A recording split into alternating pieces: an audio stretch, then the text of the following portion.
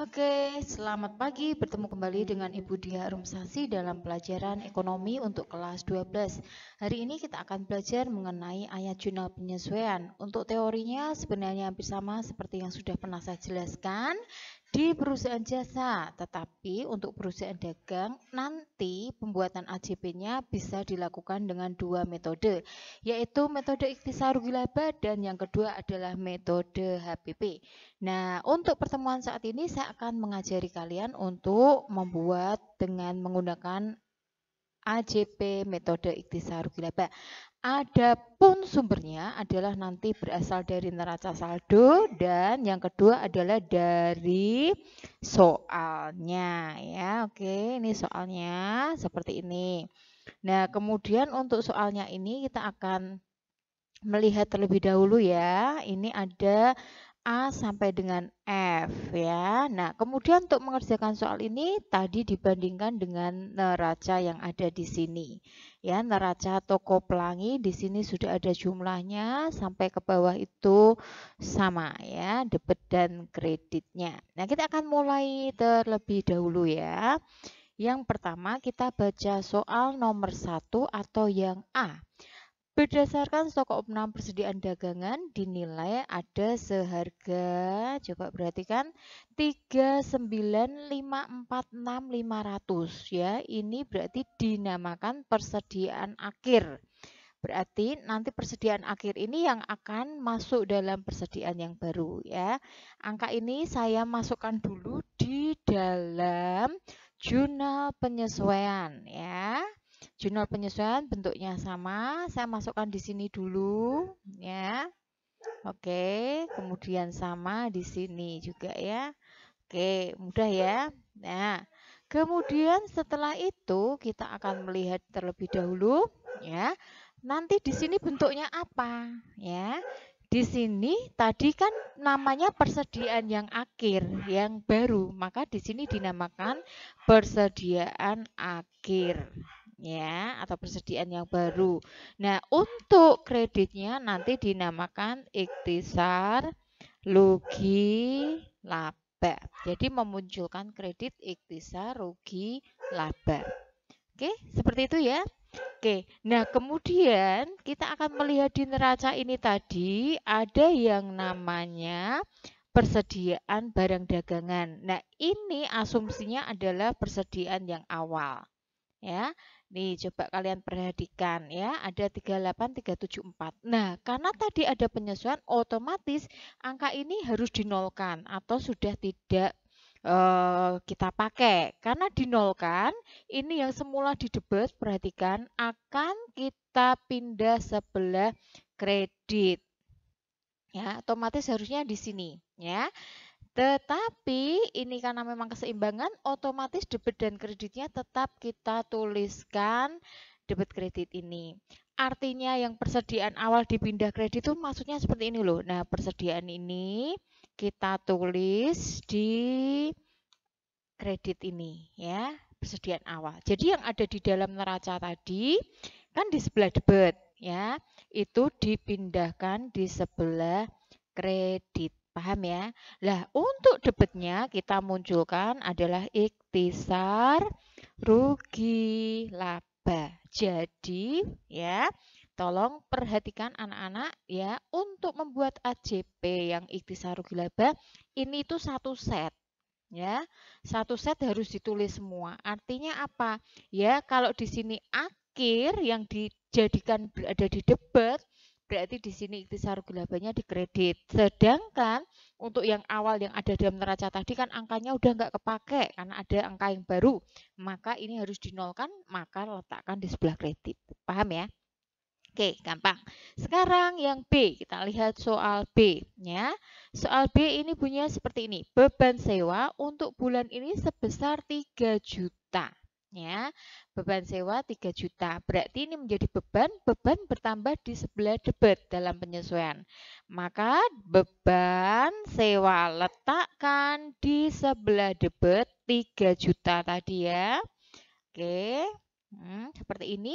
Lah nanti untuk kreditnya apa ya?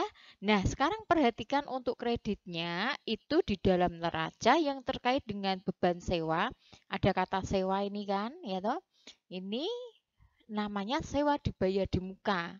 Maka untuk mengisi kreditnya itu nanti ya, sewa dibayar di muka ini letakkan di sebelah kreditnya untuk yang keseimbangan beban sewa.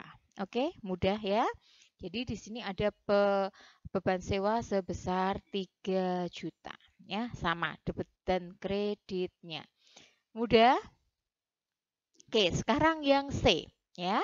Perlengkapan yang masih ada 1350. Ini pelengkapannya. Kalau masih ada itu berarti asumsinya adalah sisa, ya kan? Saya tulis di sini dulu. Ya, beban perlengkapan ini nanti untuk yang C, ya. Itu adalah 1350 sisa perlengkapan, ya. Oke, kemudian ya, kalau begitu kan berarti ada yang dipakai. Yang dipakai itu berapa? Atau yang menjadi beban ya. Yang dipakai atau yang menjadi beban itu berapa? Itu pertanyaannya. Lah, supaya tahu berapa, ini kan 1350 tulis di sini ya. 1350. Ya, ini tadi kan sisa kan. Nah, kita lihat dulu di neraca ya. Yang namanya perlengkapan tadi. Nih, ketemu toh perlengkapan ini. Wes, ketemu ya kan? Di sebelah debit ini. Ya, saya beri warna beda ya, sebelah debit. Berapa ini jumlahnya? 6224, ya kan? Ini berarti masukkan di atas sini aja, ya. 6224, ya. 6224 ini tadi berarti perlengkapan, tapi ada di dalam neraca. Oke? Paham ya? Nah, karena di dalam neraca ada 6224, lalu di AJP tadi atau data penyesuaian sisa 1350 berarti ini ada selisih. Selisihnya ini yang dinamakan sebagai beban perlengkapan. Caranya berarti perlengkapan yang di neraca dikurangkan dengan yang di data penyesuaian ini menjadi beban perlengkapan. Oke, ini angkanya. Nah, angka 4874 ini akan kita masukkan di sini di debit kredit sama ya. Nah, untuk keterangannya tadi kan keterangan beban perlengkapan, maka tuliskan di sini beban perlengkapan di nomor C. Lah, kreditnya apa? Kreditnya tadi kalian dilihat di neraca kan perlengkapan. Maka di sini perlengkapan. Mudah ya? Oke, mudah. Sekarang yang D. Persediaan spare part yang masih tersisa itu 1.500.000. Kita tulis dulu di sini ya. Spare part ini tak masuk ke D nanti ya. Spare part itu 1.500.000. Ini kita tulis D ya. Nah, kemudian sama ini tadi ya, sisa 1.500.000 ya. Nah, berarti persoalannya sama tadi ya. Ini yang sisa ya. Lah yang dipakai berapa nanti ya? Yang dipakai berapa? Berarti pertanyaannya yang dipakai berapa tanda tanya atau menjadi beban persediaan spare part tadi ya. Nah, sekarang caranya kita neracanya kita lihat dulu yang kaitannya dengan spare part ini ketemu toh ya. Ini ada di debit ya, spare part berapa ini? 3252. Ini kita masukkan di sini.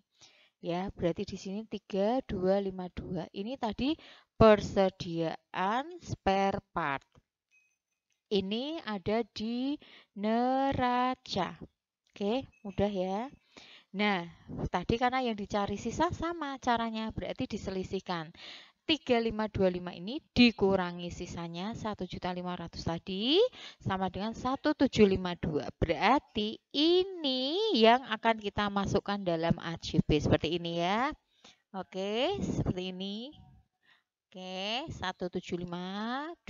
Ini namanya apa? Beban persediaan spare part. ya. Lah kreditnya apa? Nanti kreditnya adalah persediaan spare part. Artinya spare partnya itu berkurang satu. Oke, artinya spare partnya itu berkurang 1752 dan menjadi beban pelengkapan di debit 1752. Mudah ya. Nah, kemudian yang E. Ya, di sini peralatan yang disusutkan setiap bulan 900. Ya, kita masukkan di sini ya. Disusutkan 900 toh ya, masuk di sini dulu tak tulis ya. Karena di sini sudah menunjukkan 900 itu jumlah yang disusutkan, berarti E langsung aja beban penyusutan peralatan ya. Angkanya 900. Oke, mudah ya. Ini berarti jumlahnya juga sama kreditnya. Lalu ya, untuk kreditnya apa? Akumulasi penyusutan peralatan ya. Ingat, kenapa harus ada kata akumulasi? Karena peralatan itu ketika dipakai kan tidak langsung habis, tapi biasanya dia akan aus, rusak dan sebagainya. Maka penyusutannya itu bertambah-tambah, maka dinamakan akumulasi penyusutan peralatan. Oke, bisa dipahami ya? Mudah. Nah, sekarang yang F. Soal yang terakhir, yang F. Kendaraan disusutkan setiap bulan 10% dari harga beli. Nah, perhatikan, tak tulis di sini dulu semuanya ya. 10% dari harga beli. Ya kan? Nah, sekarang harga belinya itu kalau gitu berapa? Ya. Nah, tahunnya kita lihat neraca. Ya kan? Kendaraan di sini harga belinya ada angka 79.200 ini. Coba perhatikan ya. Ya, berarti kendaraan ini 79.200 ya. Kita akan hitung dari sini harga belinya kendaraan, ya kan? Harga belinya 79.200 ya dari neraca. Nah, ini infonya adalah dari neraca. Nah, tadi penyusutannya kan 10% ya di data penyesuaian. Otomatis berarti sama dengan berapa? 79.200 juta ini dikalikan 10%. Maka hasilnya adalah 7920 ya. Ini yang akan masuk dalam AJP. Jedet ya, sini ya. Oke, seperti ini ya, dan kreditnya sama. Lalu bunyi AJP-nya bagaimana? Ya, beban penyusutan kendaraan. Nah, kreditnya adalah akumulasi penyusutan kendaraan. Pakai akumulasi sama. Karena kendaraan itu kalau dipakai dia tidak habis tapi rusak atau aus dan itu terakumulasi. Oke? Ya, soalnya hanya sampai F selesai ya. Semoga ini ya menolong kalian untuk memahami. Dan langkah terakhir adalah setelah kita membuat seperti ini, ya kita akan menjumlahkan keseluruhan dari yang poin A tadi jumlahnya berapa ya. Oke, nah sekarang ini saya ubah dulu deh ya, karena ini kan tadi copy nanti nggak bisa dihitung. Berarti 39546500 ya, seperti ini. Oke, nanti kalau sudah seperti ini akan bisa dihitung. Caranya langsung saja karena jumlah di zoom ya, seperti ini. Ini juga hasilnya sama 9366. Ini adalah jumlah total AJP ya. Memakai apa tadi? Memakai metode ikhtisar rugi laba. Oke, itu yang sudah saya terangkan. Silahkan kalian pelajari. Video YouTube ini saya unggah. Untuk selanjutnya kalian sambil membaca buku dan lembar kerja yang sudah tersedia. Inilah namanya kita membuat AJP menggunakan ikhtisar rugi laba.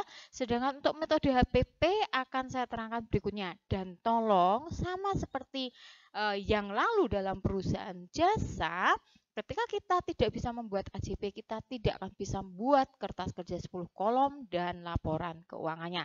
Oke, terima kasih. Tetap semangat. Selamat belajar. Memang akuntansi itu sulit, tetapi ketika kalian belajar dengan senang hati itu mungkin akan mempermudah kalian. Dan ketika kita belajar akuntansi memang sih di dalam dunia kerja selama ini memberikan peluang yang cukup bagus ya. Oke, setidaknya kamu akan belajar mengenai ekonomi ini yang dekat dengan kehidupan kalian sehari-hari. Akhir kata kesimpulannya adalah untuk AJP bisa kalian kerjakan dengan melihat neraca sebagai sumbernya ya dan data penyesuaian yang ditampilkan. Terima kasih, selamat belajar, tetap semangat, semoga ilmunya berguna meski penuh keterbatasan di era PJJ. Sampai jumpa.